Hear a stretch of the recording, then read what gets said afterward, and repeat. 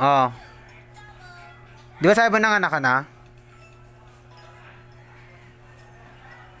Oh, sino nagpaanak? Saan ka nanganak? Ay, pwede ba manganak sa bahay? Oo. Oh, sa bahay niya lang daw siya nanganak. Hello, mother. Sino nagpaanak sa'yo?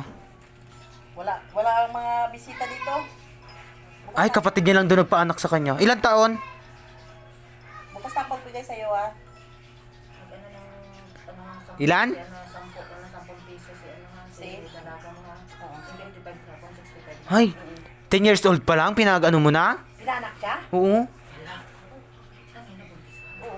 Naklasin niya. Saan ba asawa mo? Tapos. Saan sila nakatira, Jay? San Roque. Oo. Ah, ang asawa niya daw nasa Batangas pa daw asawa niya. Eh, Kate na, sino Hindi niya daw kasama? makontak. Sino ang kasama niya sa bahay? Yun lang, kapatid niya lang daw. Uy, yun ang nagpanak? Oo. Sino puto ng pusod? Naputol na daw ba busod? Ah, wala pa daw. Ay! Hanggang ngayon. Kagabi pa siya nanganak. Eh, bakit hindi siya naghihingi ng tulong?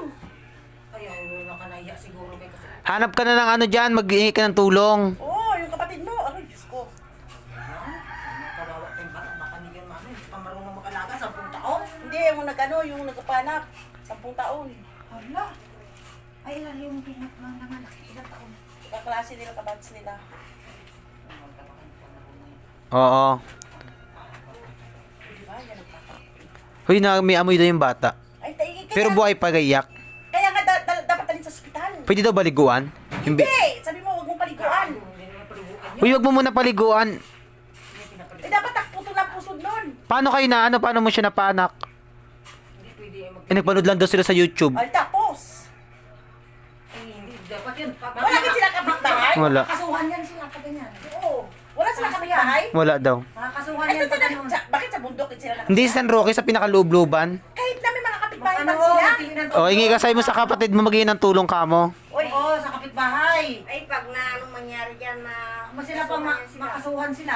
Kasi mga baka Oo. tayong bata. iba ngayon ang patakaran. Pag hindi ka nanganak sa Wala doon naglabas na gatas sa kanya. Kaya nga, magiging mo. Anong ginawa mo? Kamu na maingay. Hay, gipainom niya daw Yakult, yung baby. Uy, Marisel. Tubig! Hindi asukal. Hindi pa nakatulog na tutulog ang puso. Uy, wag mo. Oo. Walang kainumin. Oh. Huwag mo muna pagdiin. Dapat yung paano mo muna yung kapatid mo. Bakit mo pinapasok? Ikaw na lang mag-isa dyan?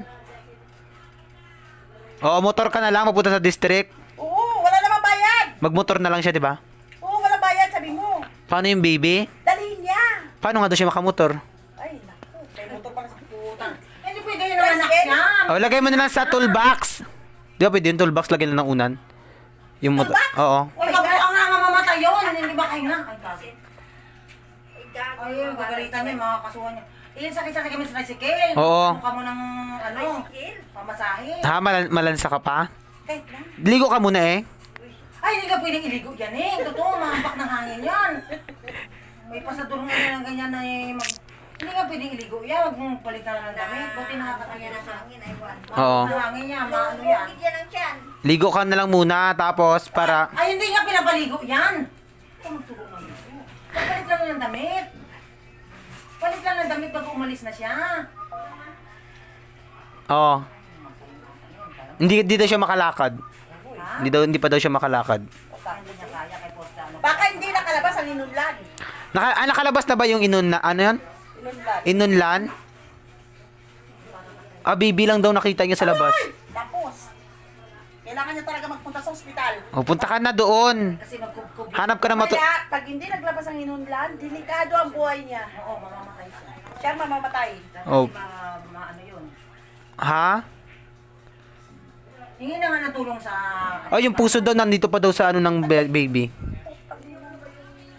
Hindi maghihingi na nga ng ano sa kapitbahay at sa kapitbahay para makano sa DSWD maka ano ng ambulansya na. Tutuloy ang bisan tulong makarating sa barangay. O, tawagan mo asawa mo para magano ng ano. Barangay.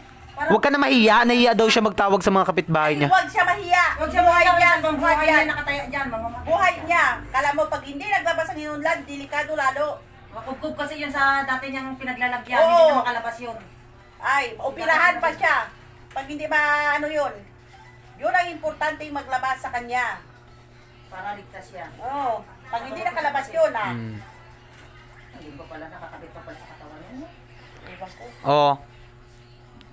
Oh, mag-helmet cut lang, tsaka mag ano.